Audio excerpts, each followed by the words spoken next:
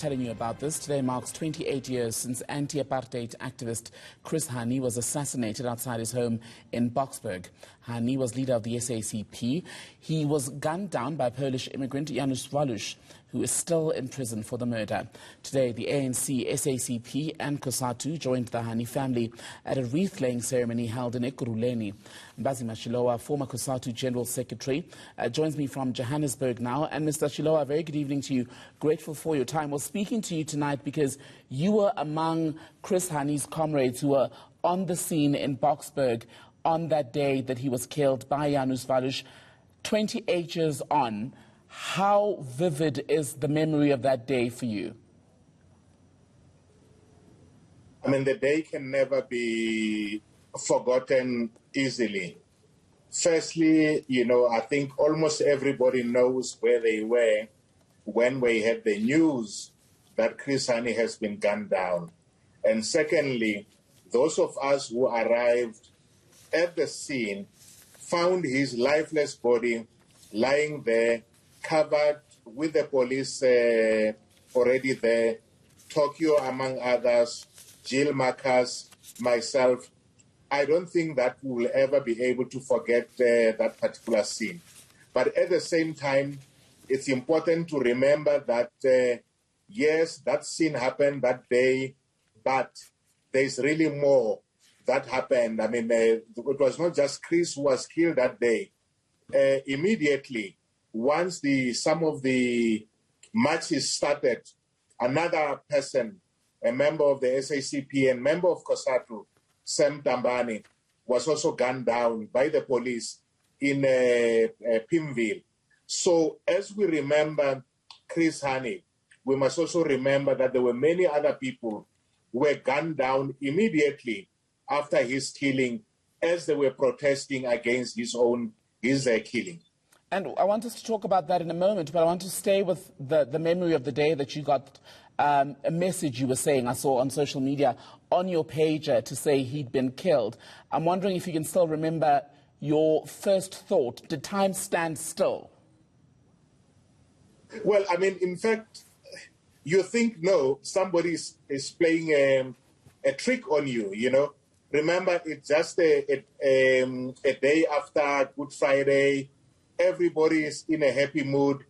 And then because we carried some of these pages just for emergency or meetings, be it Cosatu, ANC, Communist Party, or civic organization, and suddenly it beeps and it says Chris Hani has been killed. And as I was driving, there was David O'Sullivan on 702 confirming the news as well. So it's something that you ever forget. But initially, your initial thought is simply that, look, this can't be true. But, you still try to drive through to go to the scene to be able to satisfy yourself whether indeed it is true or not. 1993, the eve of South Africa's first democratic elections to be held in 1994, a year later. But it was a period of great tension, as you referenced those protests that followed the assassination of Chris Hani. Take us back to the tension at that time and how close South Africa came to the brink of going back to a period of even further violence and destruction. I think many people do not realize how close we were to, civil war or just chaos breaking up.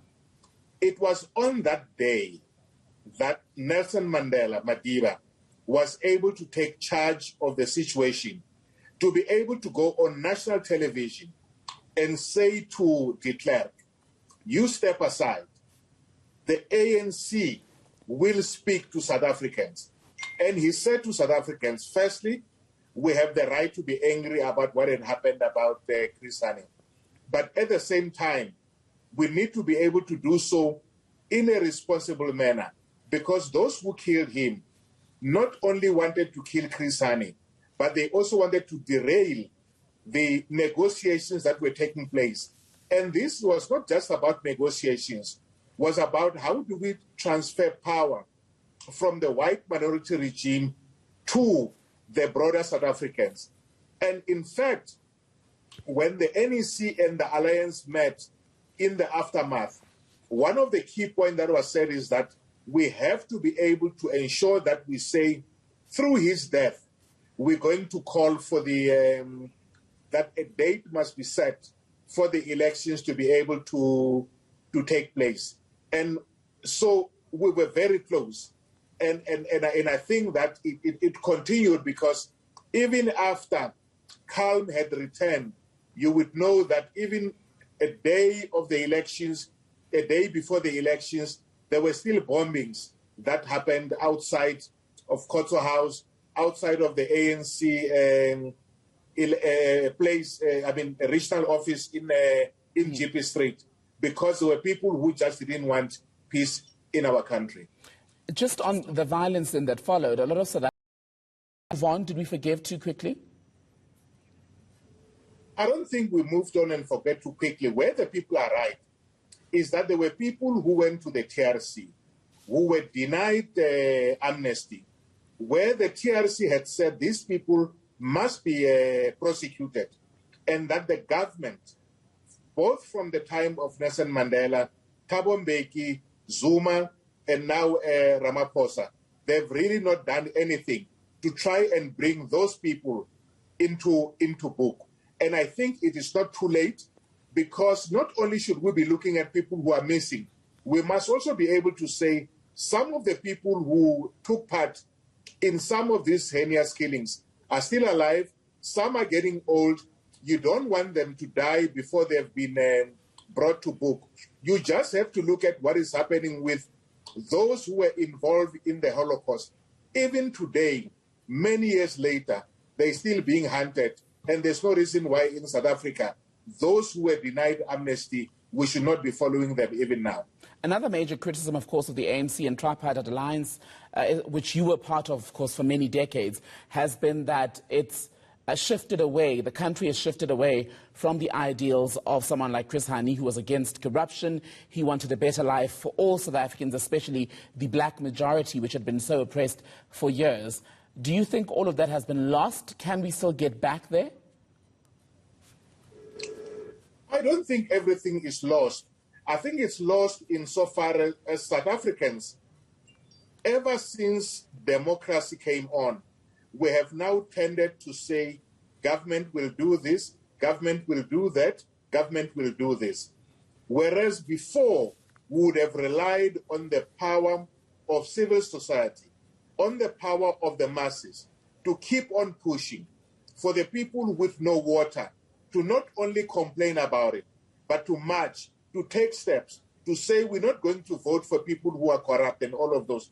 So all is not lost if the people are willing to stand up and to ensure that inside every political party, those who are corrupt are weeded out, and those who are corrupt and in government, civil servants, ministers, are also weeded out, and that our own law enforcement agencies bring such people to book. Mbhazima Shilowa, former General Secretary of Cosatu, good to speak to you tonight, sir. Thank you.